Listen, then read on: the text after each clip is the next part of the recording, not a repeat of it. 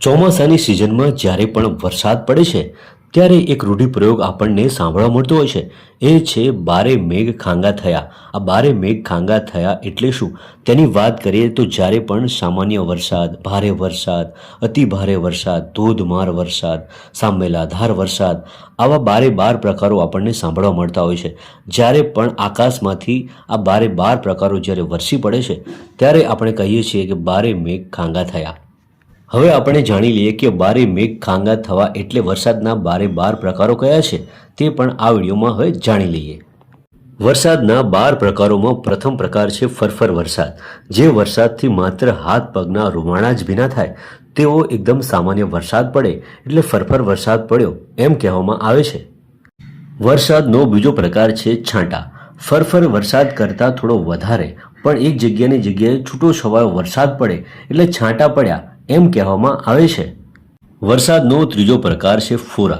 જ્યારે છાંટા કરતાં થોડો મોટા ટીપાવાળો વરસાદ પડે એટલે ફોરા જેવો વરસાદ પડ્યો એમ કહેવામાં આવે છે. વરસાદનો ચોથો પ્રકાર છે કરા. છાંટા કરતાં મોટા ટીપાવાળો વરસાદ અને ક્યારેક બરફ રૂપે પણ વરસાદ પડી જાય તો કરા પડ્યા એમ કહેવામાં આવે છે.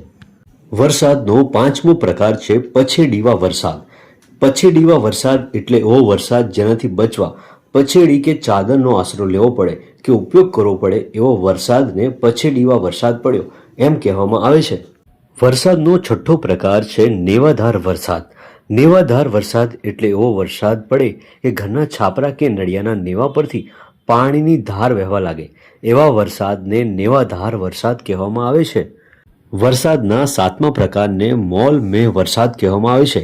ખેતરમાં ઉગેલા પાક એટલે કે મોલ માટે અમૃત સમાન અને પાકને પૂરતો એટલે કે જરૂર હોય તેટલો વરસાદ પડે તેને મોલ મેં વરસાદ કહેવામાં આવે છે. વરસાદના આઠમા પ્રકારને અનરાધાર વરસાદ કહેવામાં આવે છે. એક છાંટા સાથે બીજો છાંટો સતત અડીને સળંગ ધાર વહેવા લાગે તેવો વરસાદ પડે એટલે અનરાધાર વરસાદ પડે છે એમ કહેવામાં આવે છે. વરસાદના નવમા પ્રકારને ઢેફા ભાંગ કે ઢેફા ભાંગ વરસાદ કહેવામાં આવે છે. માટીના સૂકા ઢેફા ભાંગી નાખે કે રસ્તા પર પાણી વહેવડાવે તેવો સારો વરસાદ પડે તેને ઢેફા ભાંગ કે ઢેફા ભાંગ વરસાદ પડે છે તેમ કહેવામાં આવે છે. વરસાદનો દસમો પ્રકાર એટલે પાણમેં.